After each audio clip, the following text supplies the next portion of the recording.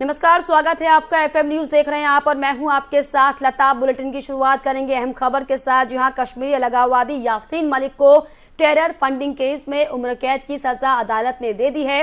हालांकि एनआईए की तरफ से आतंकवाद के वित्तपोषण के मामले में दोषी कश्मीरी अलगाववादी नेता को मृत्युदंड दिए जाने की मांग अदालत में की गई थी। मलिक को सेक्शन 121 में उम्र कैद की सजा हुई है। साथ ही साथ यूपी के सेक्शन 17 में भी उम्र कैद की सजा सुनाई गई है। अदालत ने कहा कि दोनों ही सजा साथ साथ चलेंगी। 10,70,000 का जुर्माना भी अदालत ने अलगाववादी नेता पर लगाया है।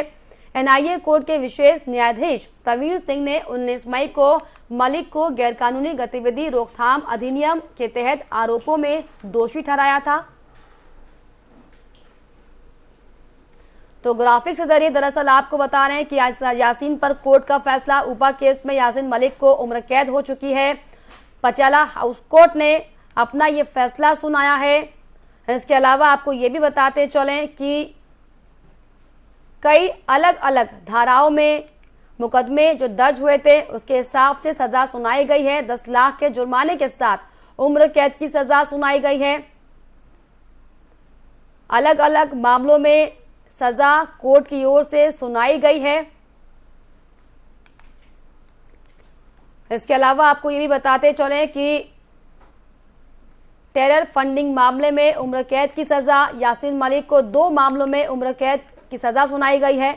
कश्मीरी हिंदू हत्या केस में 10 साल की कैद, यासीन मलिक के 2 मामलों में 5-5 साल की सजा कोर्ट ने सुनाई है। इसके अलावा यासीन मलिक के खिलाफ आपको बताएं कि 4 केस में 10 साल की सजा सुनाई गई है। तो 5 मामलों में यासीन मलिक को 10-10 साल की सजा सुनाई गई है।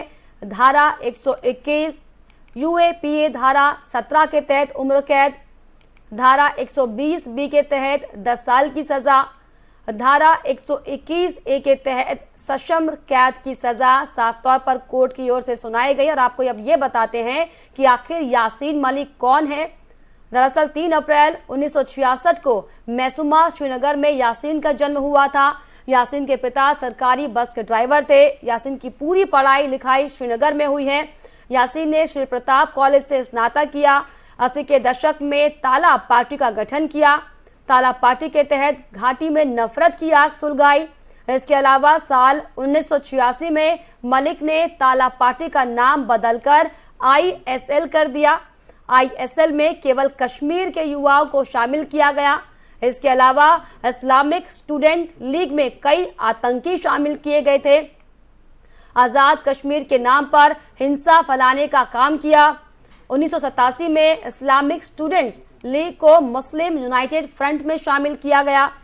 1988 में जम्मू कश्मीर लिबरेशन फ्रंट का एरिया कमांडर यासीन मलिक को बनाया गया था। और इसके अलावा मलिक पर भारतीय वायुसेना कर्मियों पर भी आतंकी हमला करने का आरोप लगा हुआ था। साथ ही साथ 1990 में कश्मीरी पंडितों को कश्मीर से बेदखल करने में भी यासीन मलिक का अहम रोल था। पाकिस्तानी आतंकियों के संपर्क में रहते हुए भारत विरोधी कामों में यासीन मलिक लगातार सक्रिय था। और 22 फरवरी 2009 में पाकिस्तानी चित्रकार मुशाल हुसैन मालिक से यासीन मलिक ने शादी की थी। इसके अलावा यासीन मलिक पर कौन कौन सी धाराएं लगी है, ये दरअसल आपको बता दें कि धारा 17 के तहत, जो कि आतंकवादी गतिविधि में लिप्त रहने के खिलाफ लगाई जाती है। आतंकवादी कृत्य की साजिश रचना, धारा 118 के तहत कार्रवाई। धारा 20 के तहत आतंकवादी समूह या संगठन का सदस्य होना। इसके अलावा भारतीय दंड संहिता की धारा 120 बी के तहत आपको बताएं कि आपराधिक साजिश के तहत भी केस दर्ज किया गया है। 124 ए यानी कि देशद्रोह का मुकदमा यासीन मलिक पर लगा है। ऊपा की धारा 16 जो कि आतंकवादी गतिविधि में संलिप्त होने पर लगाई जाती है। इन तमाम धाराओं को लेकर कोर्ट में आपको बताएं कि अलग अलग मामलों को लेकर कोर्ट ने इस पर सजा सुनाई है, जिसमें अब यासीन मलिक को उम्र भर अब जेल में ही रहना होगा।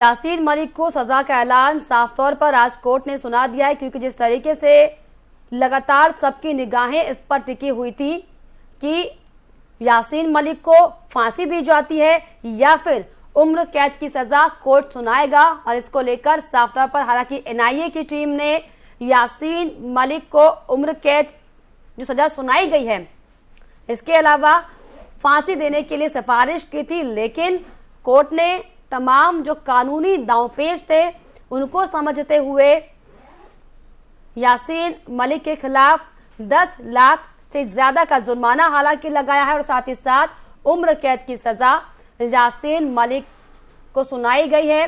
टेरर फंडिंग मामले में यासीन मलिक को उम्र कैद की सजा सुनाई गई है। पटियाला हाउस कोर्ट के जज ने यह फैसला सुनाया है। हालांकि इसको लेकर सजा के ऐलान से पहले कश्मीर में राजनीतिक जो चहलकदमी है वो शुरू हो चुकी थी, क्योंकि महबूबा मुफ्ती का बयान सामने आया था कि बीजेपी सरकार सिर्फ तोड़ने का काम करती है और ऐसे उम्र कैद या फांसी लगा देने से कोई निष्कर्ष निकलकर सामने नहीं आएगा। हालांकि ये पहली बार नहीं है जब किसी आतंकवादी की सजा पर महबूबा मुफ्ती इस तरीके से अपना बयान देती दिखाई पड़ी हो। इसके पहले भी कई बार महबूबा मुफ्ती पाकिस्तान का राग अलाप चुकी हैं, और अब जब यासीन मलिक को लेकर कोर्ट ने साफ तौर पर सख्त टिप्पणी करते हुए सजा का ऐलान किया है, तो एक बार फिर से जो अलगाववादी नेताओं का समर्थन करने वाले जो लोग हैं उन्हें बड़ा झटका लगा है, और इसीलिए अब यासीन मलिक को लेकर जो सजा का ऐलान हुआ है इसको लेकर तमाम तरह की बयानबाजी करते हुए तमाम नेता दिखाई पड़ रहे हैं।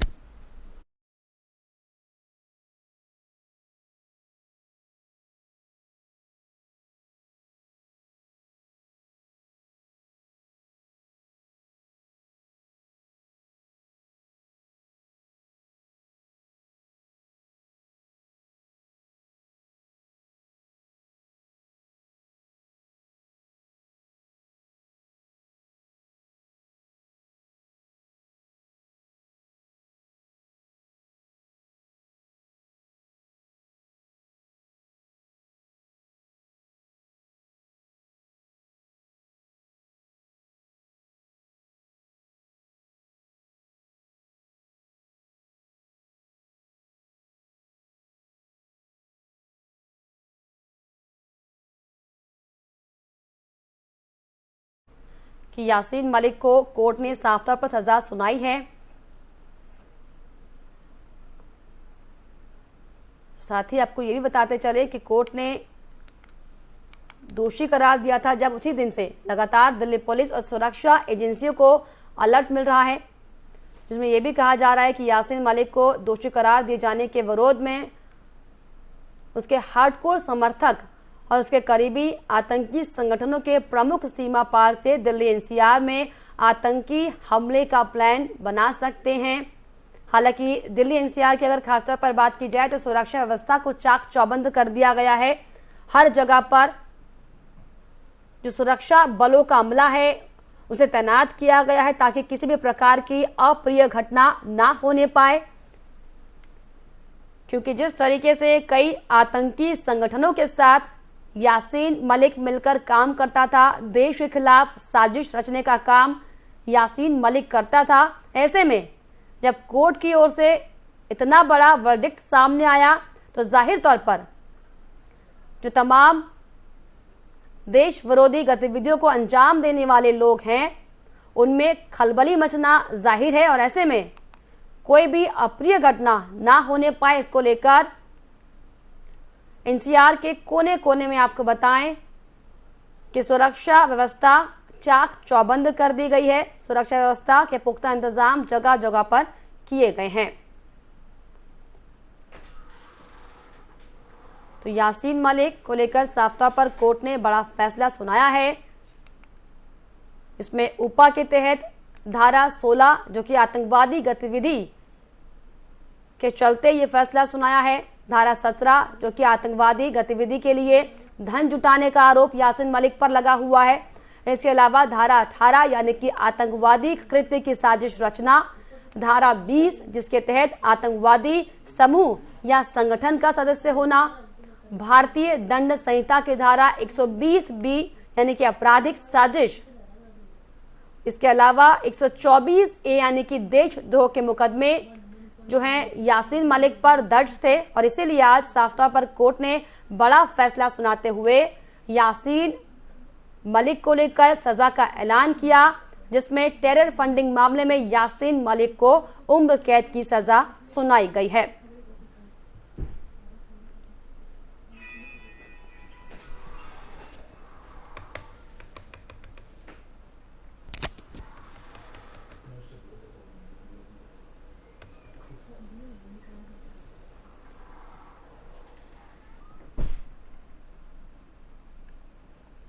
तो प्रतिबंधित संगठन जम्मू कश्मीर लिबरेशन फ्रंट के चीफ यासीन मलिक को टेरर फंडिंग मामले में सजा के ऐलान के बाद सुरक्षा एजेंसियों को यासीन मलिक को लेकर बड़े अलर्ट जारी किए गए हैं।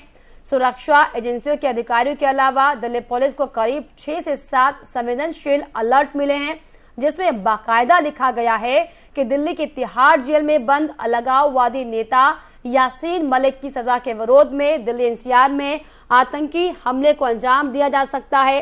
जिस दिन यासीन मलिक को एनआईए कोर्ट ने दोषी करार दिया था, उसी दिन से लगातार दिल्ली पुलिस और सुरक्षा एजेंसियों को अलर्ट मिल रहा है, जिसमें यह भी कहा जा रहा है कि यासीन मलिक को दोषी करार दिए जाने के विरोध में उसके हार्डकोर समर्थक और करीबी आतंकी संगठनों के प्रमुख सीमा पार से दिल्ली एनसीआर में आतंकी हमले का प्लान बना रहे हैं। यासीन मलिक की सजा के विरोध में देश की राजधानी दिल्ली और एनसीआर आतंकियों के निशाने पर है। आपको बता दें कि एनआईए ने यासीन मलिक को सजाए मौत देने की मांग की थी। गुरुवार को कोर्ट ने टेरर फंडिंग मामले में यासीन को दोषी ठहराया था। यासीन मलिक ने सुनवाई के दौरान कबूल भी किया था कि वो कश्मीर में आतंकी गतिविधियों में शामिल था और वहीं सजा के विरोध में हालांकि कोई बयान उसने टिप्पणी नहीं की थी और ये कहा था कि कोर्ट का जो फैसला होगा वो कोर्ट अपने हिसाब से ले सकता है।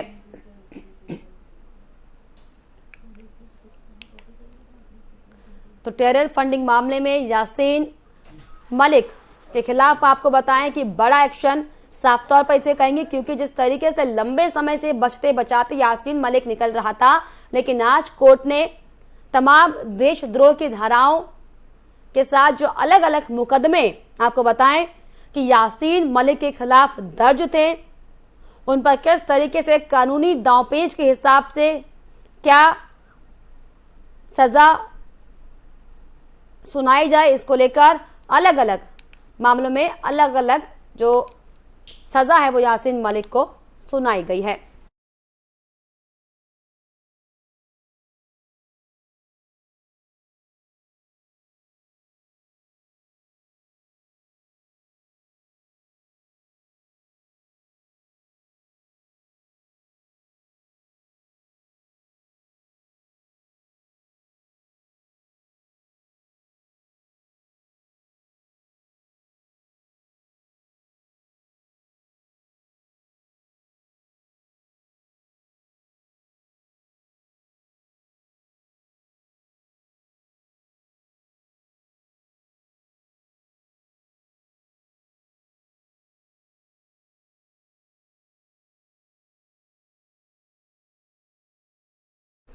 तो आगे बढ़ेंगे। प्रतिबंधित संगठन जम्मू कश्मीर लिबरेशन फ्रंट के चीफ यासीन मलिक को टेरर फंडिंग मामले में सजा के ऐलान के बाद सुरक्षा एजेंसियों को यासीन मलिक को लेकर बड़े अलर्ट जारी किए गए हैं। सुरक्षा एजेंसियों के अधिकारियों के अलावा दिल्ली पुलिस को करीब 6 से 7 संवेदनशील अलर्ट मिले हैं, जिसमें बाकायदा ये लिखा गया है कि दिल्ली की तिहाड़ जेल में बंद अलगाववादी नेता यासीन मलिक की सजा के विरोध में दिल्ली एनसीआर में आतंकी हमले को भी अंजाम दिया जा सकता है।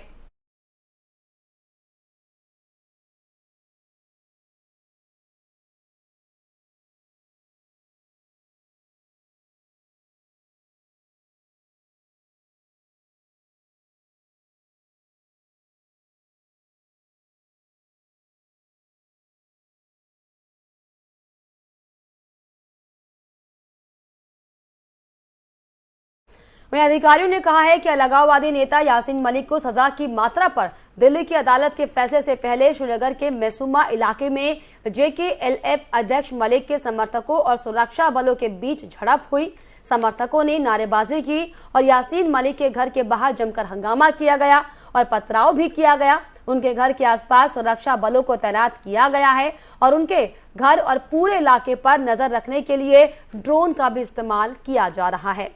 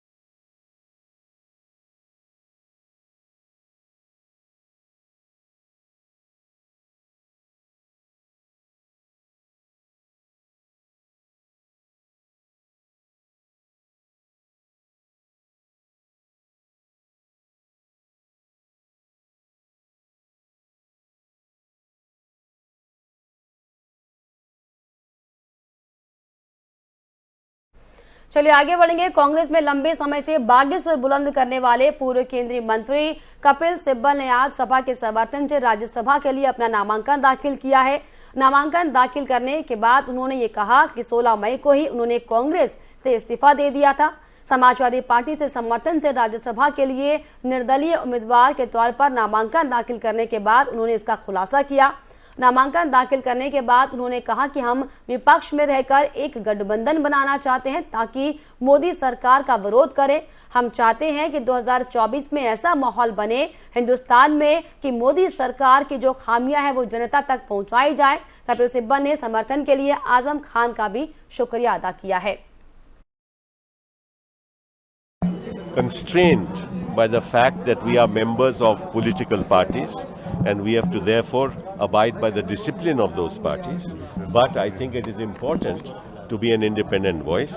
और मैं समझता हूँ कि जब एक निर्दलीय की आवाज़ उठेगी तो वो लोगों को फिर ऐसा लगेगा कि किसी पार्टी से जुड़े हुए नहीं हैं, लेकिन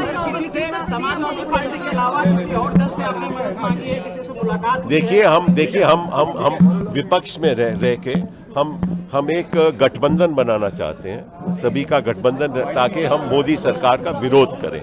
हम चाहते हैं कि 2024 में एक ऐसा माहौल बने हिंदुस्तान में कि मोदी सरकार की जो खामियां हैं वो जनता तक पहुंचाई जाएं और हम इसका प्रयास करेंगे। मैं खुद इसमें अपना इसका प्रयास करूंगा। मैंने दे दिया है 16 मई को मैंने कांग्रेस पार्टी से त्याग पत्र दे दिया है। 16 मई को मैंने त्याग पत्र दे दिया।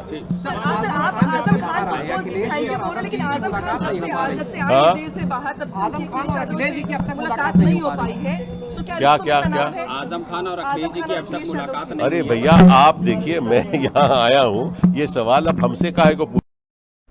ज्ञानवापी मस्जिद में मिले कथित शिवलिंग की पूजा की इजाजत मांगने वाली याचिका फास्ट ट्रैक कोर्ट को ट्रांसफर कर दी गई है। अब इस पर 30 मई को सुनवाई की जाएगी।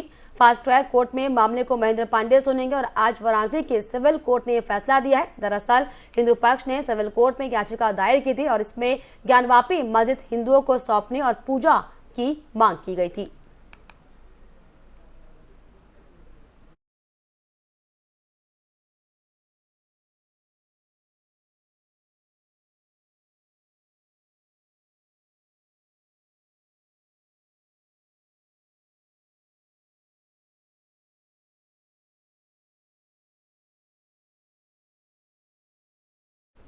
मथुरा श्रीकृष्ण जन्मस्थान मामले में वादी लखनऊ निवासी अधिवक्ता शैलेंद्र सिंह के वाद पर एडीजे सप्तम की अदालत में सुनवाई की गई। इसमें वादी ने श्रीकृष्ण जन्मस्थान मामले में पूर्व में दाखिल वाद और आगे दाखिल होने वाले वादों को एक साथ सुने जाने की मांग की है। अदालत ने कहा कि पूर्व में दाखिल वादों को तो एक साथ सुना जा सकता है, लेकिन आगे आने वाले वाद इसमें कैसे शामिल कर सकते हैं, इसे लेकर भी जो निर्णय अदालतों में दिए गए हों वो दाखिल करने को कहे गए हैं।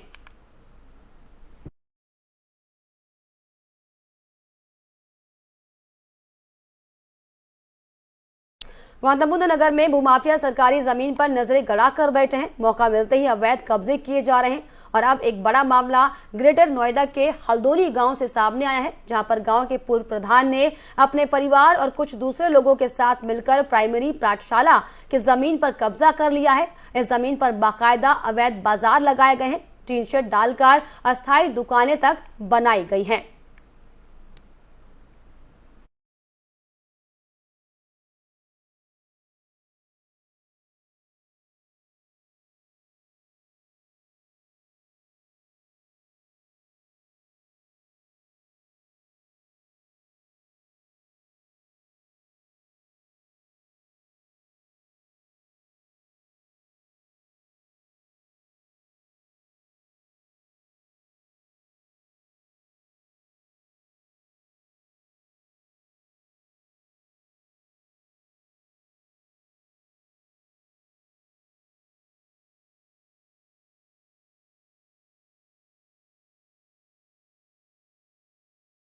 और इसी के साथ इस बुलेटिन में फिलहाल इतना ही। देश और दुनिया की तमाम छोटी बड़ी खबरों के लिए आप देखते रहिए FM न्यूज। नमस्कार।